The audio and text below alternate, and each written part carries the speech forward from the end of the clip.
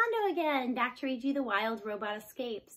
We left off with Roz kind of watching the hawk circling in the sky, with her wishing that she could be free to go back to her old life if she could, but she's trapped on a farm with Mr. Sharif monitoring her every move. Chapter 18, The Entertaining Robot. The children wandered out behind the farm buildings through a clearing and over to an old oak tree. It was the same tree their father had climbed when he was a boy. Mr. Sharif's initials were carved into the bark at the bottom of a long list of initials. For generations, all the Sharifs had carved their initials into that tree, going back to the ancestors who first built the farm. Someday the children would add their initials to the list. Beneath the leafy branches was a scattering of acorns. Jad cleared a spot for himself, sat down, and pulled out a small computer from his pocket, while Jaya climbed above. The siblings spent their afternoon there, lazing around the tree, until the robot marched past carrying the big, heavy toolbox. "What you doing, Roz?" called Jad. The robot stopped. "The drone has crash landed again. I'm going to fix him. Do you need any help?" "I do not need any help." "I'm bored," said Jaya, her legs dangling above her brother's head. "Can you do something fun, Roz?" Roz put down the toolbox and said, "What would you like me to do?" "I don't know," said Jaya, thinking hard. "Can you do a backflip?" "Yes, I can do a backflip." A grin spread across the girl's face. "Roz, I order you to do a backflip." At that, Roz crouched, and then she leaped into the air, flipped backwards, and gently landed on her feet. A perfect backflip. Jad put his computer away. Jaya jumped down from her branch, and the children were impressed. "What else can you do?" said Jad. "Can you juggle?" "Yes, I can juggle." "I order you to juggle, some of these acorns." Roz walked up to the tree, picked 3 large acorns from the ground, and began juggling them in perfect rhythm. Jaya studied the robot's movements and then began tossing acorns in the air as well. The first one went a little too high, the next one went a little too far, and soon they were all tumbling back into the grass. "Do you know any jokes?" said Jad. "Why did that chicken cross the road?" "Never mind." Jad scratched his head. "Can you tell us a story?" "What kind of story would you like to hear?" "A robot story," said Jad. "An animal story," said Jaya. "How about a robot and animal story?" said Roz. The children smiled at each other. So we have Roz, their toolbox, ready to go. Then they sat against the tree and looked at their robotic storyteller. "Once upon a time, there was a robot who lived alone on an island. She spent her time wandering across mountains and forests and meadows, and then something terrible happened. Rocks fell, and the robot tumbled off a cliff. She survived the fall, but sadly, the rocks killed 2 geese and smashed 4 of their eggs. The robot stood there staring at the poor goose family until she heard a tiny voice peeping from somewhere nearby. She followed the peeping voice and discovered a perfect goose egg sunk in the dirt. The robot carefully picked up the egg and carried it away, and when the gosling hatched from his shell, the first thing he saw was the robot looking back. 'Mama, Mama,' he peeped. The gosling thought the robot was his mother. From that day on, she was. The robot adopted the gosling as her son, and together they made a funny little happy family." The end. The children sat there and thought about Roz's strange story. Then they looked up at her and said, "What happened next?" Chapter 19, Storytellers. Roz and the children had a new routine. Several times a week, they'd gather beneath the oak tree, and Roz would tell stories about the robot on the island. The children loved hearing about how the robot survived mudslides, bear attacks, and a harsh winter weather. They loved hearing how she befriended island animals, but the stories they loved most were about the robot and her son, the goose. He sounded like such a nice goose. Roz told the children story after story. What she didn't tell them, what she couldn't tell them, was that the stories were true. They were about her. The children wanted to get in on the storytelling fun. Jaya told adventure stories about dragons and monsters. Jad told silly stories about aliens and outer space. But as the children grew more comfortable with Roz, they began talking about their own lives. They talked about growing out way out in the country. They talked about their schoolmates and their friends and their family. They talked about how their parents used to work together on the farm and how perfect everything was before the accident. In an instant, their lives were upended. Their mother was gone. Their father was injured. Mr. Sharif tried to keep the farm going by himself, but there was so much to do, and he was so weak now. The farm machines powered along, doing their jobs as usual, but they needed to be maintained and monitored. Eventually, the machines started breaking down. The farm started falling to pieces. The children wondered if life would ever feel normal again. "That's why we got you, Roz," said the little girl. "We need you to save this place." "And that's exactly what you're doing," said the boy, smiling. Chapter 20, The Wild Animals. Wildlife can be very good for our farmland. Insects pollinate the plants, snakes eat the pests, the droppings of rodents and birds and every other animal act as natural fertilizer. Roz wanted more of those helpful creatures up on the farm, so she let the unused sections of land go wild.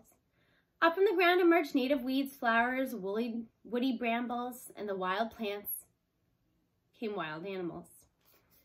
And then some creatures came skulking around who were not helpful at all. It started when Roz noticed a heavy scent floating on the breeze. She followed the scent out to a narrow strip of forest on the edge of the property. There were clumps of fur in the undergrowth and claw marks in the dirt. There was blood, too. Lots of it. And then she found the carcass. A deer had recently been killed and eaten. The robot's head slowly spun around as she scanned the area. Not far from the carcass were a pile of droppings. It looked like it might have come from a dog, but Oscar wasn't large enough or ferocious enough to kill a deer. What kind of animal could have done this? Roz had been standing there at the edge of the property for a while. She imagined Mr. Sharif in his office staring at the computer, eyeing her location on the map. Any minute now, he would hobble down to his truck and come racing down the driveway to check on her. Roz didn't want to upset the man, so she left the carcass where it was and returned to her work. But from then on, she kept a careful watch for any more signs of trouble. Chapter 21, The Howl. It wasn't long before Roz found more signs of trouble. Furry faces poking out from the bushes, musky smells lingering in the fields, silhouettes trotting through the moonlight. And then one night she heard it.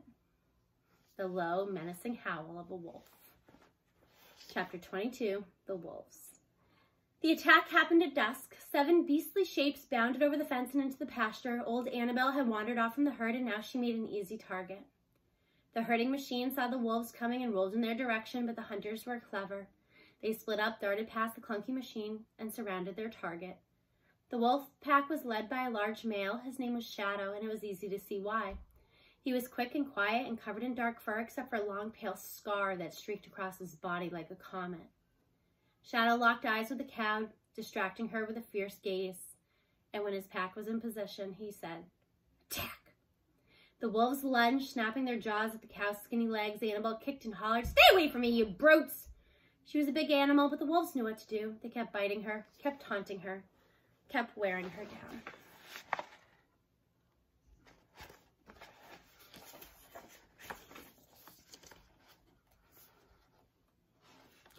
The herd watched from afar. They cried out to their friend they wanted to help, but they were too frightened to move. Well, reader, you can guess who came to the rescue. Footsteps thundered across the pasture, and Roz leaped into the fields. Had she swung her fist or kicked her feet, the wolf pack might have fled, but the robot wasn't programmed to be violent. All she could do was awkwardly defend the cow. Roz felt her teeth chomping on her arm. She felt claws slashing her chest. Her pain sensors flared, and she howled, "Leave us alone!" The robot's booming voice startled the wolves, and in that instant she pried one of them away. Then Annabelle kicked a hard kick, and another wolf tumbled backwards into the grass. More help was coming. The other cows had finally found their courage, and the angry herd was on the march. The wolves had missed their chance. Shadow gave a frustrated grunt, and the pack retreated. They dashed through the pasture, leapt over the fence, and disappeared into the trees. The robot activated her headlights, and shaft of lights beamed out from her eyes. When the herd crowded around, Roz carefully examined Annabelle's injuries. "I need to clean and dress the bite wounds. You will be okay." "Of course I'll be okay," the cow panted. "I'm old, but I'm feisty. Those wolves don't scare me." Annabelle talked tough, but there was no mistaking the fear in her eyes. All the cows were afraid. They knew that if the wolves attacked again, the next victim might not be so fortunate. Chapter 23, The Rifle. The wolves returned the very next morning. Shortly after dawn, they leapt from the trees and started chasing a poor calf through the pasture. Roz managed to drive them off, but that night they returned again. The herd came stampeding into the barn as the wolves laughed and trotted back to the fields. The cows were in shock. They refused to leave the barn. If this continued, the herd would produce less milk, the farm would lose money, and Mr. Sharif would send Roz back to the factory. Something had to be done. Knock, knock, knock. The dog barked, and the children opened the door. "How'd you get those scrapes?" said Jaya. "Is everything okay?" said Jad. "I must speak with your father," said Roz. Mr. Sharif came to the door, and Roz explained the problem. At the first mention of wolves, he sent his children to their rooms, but the dogs stayed. Oscar had no idea what the man and the robot were discussing, and his tail happily wagged as he stood beside them. However, his tail stopped wagging when Mr. Sharif handed Roz a rifle. The dog had seen the rifle in action, and it frightened him to his core. He scurried into the bushes and hid there, whimpering while the conversation went on. "What do you mean he can't fire a rifle? The man yelled. Roz, you're a farmer now, and sometimes farmers have to kill animals. It was the first time Mr. Shreve ever yelled at Roz. She waited patiently as words and spittle flew from his mouth. My farm, my family are in danger. Roz, I order you to kill the wolves. I cannot follow that order because I am not programmed to be violent. Mr. Shreve let out a heavy sigh. He knew Roz was right, but when he reached for the weapon, she wouldn't let go. The man stared at the robot stared at the dog stared at the rifle. Oscar was still whimpering and hiding in the bushes. Just the sight of the rifle had sent him into panic. It was hard to believe that such a fearful animal was related to wolves. But dogs are related to wolves, thought the robot, and her computer brain began buzzing with activity. She thought of dogs and wolves and rifles. She thought of Shadow, the wolf leader, with a long, straight scar on his side, and she had an idea. Although I cannot fire the rifle, I believe it can help me solve the wolf problem. Mr. Shreve frowned. He didn't know what the robot was getting at, but he was happy to let her handle the wolves by herself. Fine, try it your way, he said. Just don't lose any cows, or we might have to lose a robot, too. Chapter 24, The Bluff. The cows peered out from the barn at Roz. The robot was holding the rifle. She carried it to the far side of the pasture and placed it by her feet. Then she began coating herself with mud and grass and probably a little cow dung. With every inch of her body was concealed, she nestled down to the ground and became part of the landscape, an ordinary clump of grass. The cows were stunned. What's Roz doing? Is she all right? Where'd she go? Roz had learned to camouflage herself back on the island, and now she was using that trick once again. She sat motionless for hours, waiting for the wolves to appear. Daylight faded, stars came out, the moon climbed into the sky, but the wolves didn't show, so Roz tried something new. The robot was an excellent mimic, and she began crying out in the sad voice of a wounded calf. Please, help me. I've hurt my leg. I cannot move. Crickets chirped. Please help me. An owl hooted. I cannot move. The calf's voice continued crying out. Finally, as the moon dipped below the trees, 7 wolves slunk into the pasture. Shadow led the way, silently stalking through the night. Covered in dark fur, he was practically invisible. Only his long, pale scar gave him away. Noses sniffed, eyes searched, ears listened, then a clump of grass began to rustle. There, whispered Shadow. The calf is hiding in the tall grass. Something feels wrong to me, Shadow, said a female wolf. This is too easy. I make decisions, Barb, snapped the wolf leader. Slash, lurk, bang, circle around and wait for my signal. The 3 wolves dashed off. When they were in position, Shadow gave the signal and his pack closed in on the wounded calf. With each step, the grass rustled more and more until the ground seemed to be moving. And then the ground really was moving. Grass and dirt crumbled aside, and there was the robot standing tall, pointing the rifle at the wolf leader. The pack froze. Hello, Shadow, growled the robot. My name is Roz. I see from your scar you are familiar with rifles. You have been shot at before. You know what will happen if I pull this trigger. Reader, you and I are well aware that our robot is not programmed to be violent, but Roz couldn't have pulled that trigger if she wanted to. But she didn't want to. She was bluffing. Of course, Shadow didn't know any of this. As far as that wolf knew, he was defeated. And so he did what wolves do when they're defeated. He lay down and cowered before the robot. For the first time anyone could recall, the wolf leader looked weak. I do not want to hurt any wolves, but if you return to this farm, I will have no choice. Please leave. Never come back. Shadow scrambled away with his tail between his legs. Barb was close behind him, followed by the other wolves. And soon the entire pack disappeared into the night.